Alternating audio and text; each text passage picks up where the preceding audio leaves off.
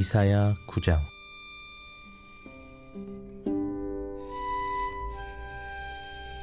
전에 고통받던 자들에게는 흑암이 없으리로다.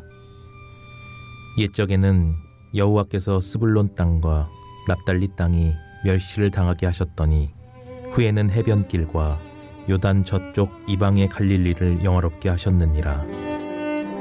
흑암에 행하던 백성이 큰 빛을 보고 사망의 그늘진 땅에 거주하던 자에게 빛이 비치도다.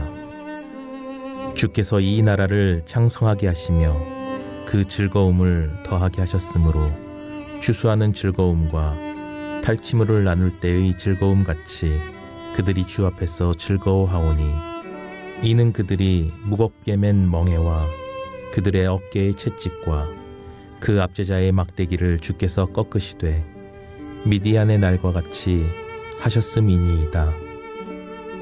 어지러이 싸우는 군인들의 신과 피 묻은 겉옷이 불의 섭같이 살라지리니, 이는 한 아기가 우리에게 낳고 한 아들을 우리에게 주신 바 되었는데 그의 어깨에는 정사를 메었고 그의 이름은 기묘자라, 모사라, 전능하신 하나님이라, 영존하시는 아버지라, 평강의 왕이라 할 것임이라. 그 정사와 평강의 더함이 무궁하며 또 다윗의 왕자와 그의 나라에 군림하여 그 나라를 굳게 세우고 지금 이후로 영원히 정의와 공의로 그것을 보존하실 것이라. 만군의 여호와의 열심히 이를 이루시리라. 주께서 야곱에게 말씀을 보내시며 그것을 이스라엘에게 임하게 하셨은즉 모든 백성 곧 에브라임과 사마리아 주민이 알 것이오늘 그들이 교만하고 완악한 마음으로 말하기를, 벽돌이 무너졌으나 우리는 다듬은 돌로 쌓고 뽕나무들이 찍혔으나 우리는 백향목으로 그것을 대신하리라 하는도다. 그러므로 여호와께서 르신의 대적들을 일으켜 그를 치게 하시며 그의 원수들을 격동시키시리니, 앞에는 아람 사람이요 뒤에는 블레셋 사람이라. 그들이 모두 입을 벌려 이스라엘을 삼키리라. 그럴지라도 여호와의 진노가 돌아서지 아니하며 그의 손이 여전히 펴져 있으리라. 그리하여도 그 백성이 자기들을 치시는 이에게로 돌아오지 아니하며 만군의 여호와를 찾지 아니하도다. 그러므로 여호와께서 하루 사이에 이스라엘 중에서 머리와 꼬리와 종려나무 가지와 갈대를 끊으시리니, 그 머리는 곧 장로와 존귀한 자요 그 꼬리는 곧 거짓말을 가르치는 선지자라. 백성을 인도하는 자가 그들을 미혹하니 인도를 받는 자들이 멸망을 당하는도다. 이 백성이 모두 경건하지 아니하며 악을 행하며 모든 입으로 망령되이 말하니, 그러므로 주께서 그들의 장정들을 기뻐하지 아니하시며 그들의 고아와 과부를 긍휼히 여기지 아니하시리라. 그럴지라도 여호와의 진노가 돌아서지 아니하며 그의 손이 여전히 펴져 있으리라. 대저 악행은 불타오르는 것 같으니 곧 찔레와 가시를 삼키며 빽빽한 수풀을 살라 연기가 위로 올라가게 함과 같은 것이라. 만군의 여호와의 진노로 말미암아 이 땅이 불타리니 백성은 불의 섭과 같을 것이라. 사람이 자기의 형제를 아끼지 아니하며 오른쪽으로 움킬지라도 줄이고 왼쪽으로 먹을지라도 배부르지 못하여 각각 자기 팔의 고기를 먹을 것이며, 므낫세는 에브라임을, 에브라임은 므낫세를 먹을 것이요 또 그들이 합하여 유다를 치리라. 그럴지라도 여호와의 진노가 돌아서지 아니하며 그의 손이 여전히 펴져 있으리라. 오늘도 이른 새벽에 여러분 참 잘 나오셨습니다. 정말 여러분 볼 때마다 드는 생각이, 정말 여러분이 남은 자구나 라는 생각을 지워버릴 수가 없어요. 거룩한 그루터기, 거기에 새로운 싹들이 돋고, 그리고 하나님께서 다 무너진 것 같지만 또 그들을 통하여 새 일을 행하세요. 광야에 길을 내시고 사막에 강을 내시는 역사가 오늘 저와 여러분을 통하여 나타나게 될 줄로 믿습니다. 언제나 하나님은 살아계시니까 우리가 어떤 경우에도 좌절하거나 낙심할 필요가 없고 그 하나님을 신뢰하면서 우리가 믿음으로 하나님의 역사를 이루어 나가는 그런 능력의 종들이 다 되시기를 바랍니다. 오늘 이사야서 9장인데 참 예수님 오시기 700년 전에 메시아가 어떤 모습으로 우리 가운데 오실지, 메시아의 탄생과 그 통치에 관한 놀라운 예언의 말씀이 이 이사야서 9장에 기록되어 있는 것을 보게 됩니다. 먼저 1절로 2절 말씀 보게 되면 주님께서 이 땅에 오실 때 어떤 역사들이 나타나게 되는가, 그것을 기록하고 있는데요. 1절로 2절 말씀 우리 한 음성으로 다시 말씀을 봉독하며 나갑니다. 함께 봉독합니다. 전에 고통받던 자들에게는 흑암이 없으리로다. 옛적에는 여호와께서 스불론 땅과 납달리 땅이 멸시를 당하게 하셨더니 후에는 해변길과 요단 저쪽 이방의 갈릴리를 영화롭게 하셨느니라. 흑암에 행하던 백성이 큰 빛을 보고 사망의 그늘진 땅에 거주하던 자에게 빛이 비추도다. 아멘.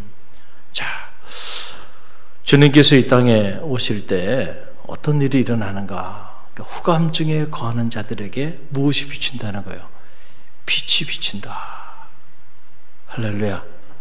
영광의 빛으로, 소망의 빛으로, 치유의 빛으로, 사랑의 빛으로, 평화의 빛으로 주님께서 우리 가운데 오신다는 거예요. 그럴 때 흑암중에서 고통 가운데 어두운 터널을 지나고 그 흑암 가운데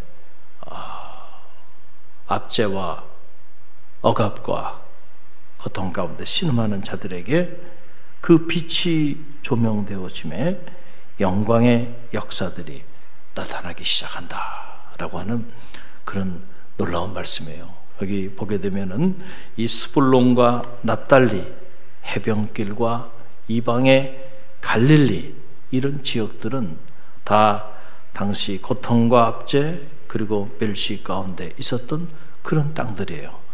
그런데 주님께서 빛으로 임하실 때에 그런 땅들이 하나님을 영화롭게 하는 그런 놀라운 역사들이 나타난다는 거예요. 언제나 이렇게 보면은 우리가 우리의 인간적인 기준을 가지고 보면은 야, 하나님이 저 정도의 스펙을 가지고 저 정도의 삶을 살아가고 또 저런 사람들이 모여있는 공동체면 하나님께서 귀하게 쓰시겠구나. 저 땅은 정말 하나님이 축복하시겠구나. 그 이제 인간적인 생각이죠. 우리 생각으로 말하면 평당 땅값이 가장 비싼 곳, 그 우리가 좋은 지역이라고 말하잖아요. 그렇죠? 오늘 여기 나오는 스불론을 비롯해가지고 납달리, 갈릴리, 이스라엘 성지 순례를 가보면 이런 땅들은 다 어떻게 보면 우리로 말하면은 이런 중심부가 아니에요. 주변부예요. 주변부. 이렇게 외곽 지역에. 갈릴리는 완전히 예루살렘에서 본다고 한다면 완전히 시골 변들이 이런 지역들이란 말이에요. 그런데 여러분, 영적인 역사를 가만히 보세요. 하나님의 역사가 어디서 일어나나요? 그런 데서 일어나요. 할렐루야. 그래서 그런 땅들을 영화롭게 하나요. 갈릴리를 축복하시고 갈릴리를 영화롭게 하고, 지금도 이렇게 성지순례를 가보면 예루살렘에서는 마음이 편하지가 않아요. 마음이 얼마나 불편한지 몰라요. 막 분리장벽들이 막 주변에 질비하고 사람들의 얼굴이 굳어 있고요. 그런데 지금도 갈릴리 호숫가로 가면은요, 어디서 오는 마음의 평화인지 몰라요. 너무너무 행복하더라고요. 그래서 나만 이런 걸 이렇게 느끼나 그랬더니 우리 함께 갔던 교역자들이 다 하나같이 똑같이 느끼더라고요. 아하, 그렇구나. 하나님의 역사를 왜 이런 땅에서 이루어 나가셨는지 그 이유를 알게 돼요. 할렐루야. 우리 감리교회의 역사도요, 브리스톨이라고 하는 당시로 말하면은 소외된 이들이 있었던 곳이요. 노동자, 강부들이 있었던 바로 그 지역에서 최초의 감리교 운동이 시작됩니다. 그 불꽃이 전 세계를 변화시킨 거예요. 그 시작은 브리스톨이라고 하는, 이스라엘로 말하면 갈릴리, 지금 서울로 말하면 바로 여기 도봉구 갈릴리, 바로 이 땅, 이런 땅에서 여러분 하나님의 역사들이 놀랍게 임하는 거예요. 할렐루야. 그런 땅들이 영원하게 되는. 그래서 세상적인 기준이 아니고요, 영적인 기준을 가지고 보면 바로 하나님께서 그런 지역, 또 그런 땅, 그리고 그런 곳에 거주하는 자들을 통해서 하나님의 놀라운 역사들을 이루어 가신다. 그것은 예전이나 지금이나 별반 다르지가 않다. 그래서 여러분 한 분 한 분이 귀한 분들이에요. 할렐루야. 여러분들을 통해서 이 시대에도 하나님이 어둠에 빛을 비추는 그런 위대한 역사들을 이루어 가실 줄로 믿습니다. 그래서 이 말씀이, 이제 이 예언의 말씀이 신약에 와서는 이제 성취가 되는데, 메시아가 이제 우리 가운데 오시게 되죠. 그래서 그 이사야 9장은 그 메시아가 어떤 분이신지 그분의 존재에 관한 기록을 남기고 있어요. 그게 6절로 7절 말씀이에요. 6절로 7절 말씀 우리 함께 읽어봅니다. 6절로 7절. 이는 한 아기가 우리에게 낳고 한 아들을 우리에게 주신 바 되었는데 그의 어깨에는 정사를 메었고 그의 이름은 기묘자라 모사라 전능하신 하나님이라 영존하시는 아버지라 평강의 왕이라 할 것임이라. 그 정사와 평강의 더함이 무궁하며 또 다윗의 왕자와 그의 나라에 군림하여 그 나라를 굳게 세우고 지금 이후로 영원히 정의와 공의로 그것을 보존하실 것이라. 만군의 여호와의 열심히 이를 이루시도다. 아멘. 여기 보면 메시아로 빛으로 우리 가운데 오실 그 아기 예수, 그분이 어떤 분인지 여기 그분의 이름이 이렇게 쭉 나와요. 기묘자와 모사다라고 하는 거예요. 이걸 영어로는 Wonderful Counselor라고 이렇게 표현을 해요. 놀라운 지혜를 가지고 있는 카운셀러. 카운셀러라고 하는 게 뭡니까? 상담자라고 하는 거죠. 요즘 보면 코로나 사태 이후에 많은 이들의 마음이 무너졌어요. 그래서 60만 무너져 내린 것이 아니고 내면이 무너져 내려서 정신적 고통을 겪고 있는 이들이 참 많아요. 그런 사람들의 마음을 어루만져 주기 위해서 많은 상담사들이 있죠. 그런데 예수 그리스도는 어떤 분이냐면 오리지널 카운셀러라고 말해요. 그러니까 정말 주님이야말로 우리의 마음과 우리의 영혼을 치유해 주시고 그리고 무너진 우리의 마음을 다시 세워주시는 오리지널 카운셀러가 된다는 거죠. 왜냐하면 그분에게는 모든 지혜가 그분에게 있어요. 할렐루야. 그래서 그 지혜를 가지고 그리고 모든 사랑이 그에게 있어요.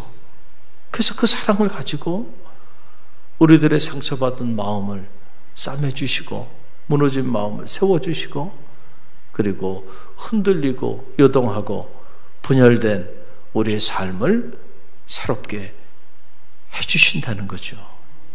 그래서 우리가 예수 그리스도 안에서만 자유함을 얻을 수 있어요.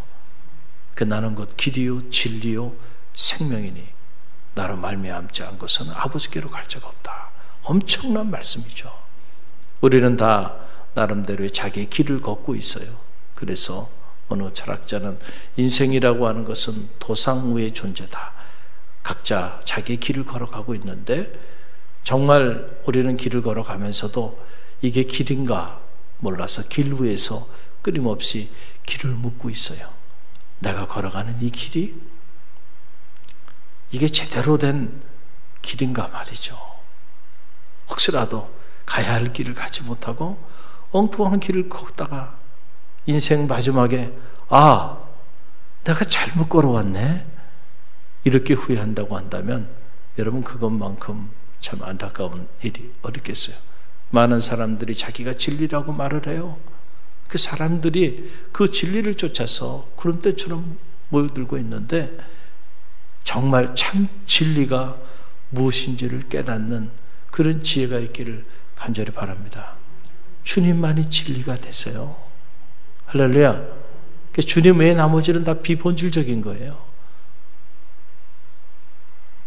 그런데 우리는 자꾸 주님을 가로쳐버리고 주님 외에 다른 것들을 구하고 또 그것들을 얻지 못해서 안타까워하고 그것들을 우리의 믿음의 중심에 모시고 살아간다고 한다면 여러분 바로 그게 우상이 될 수 있다는 거예요.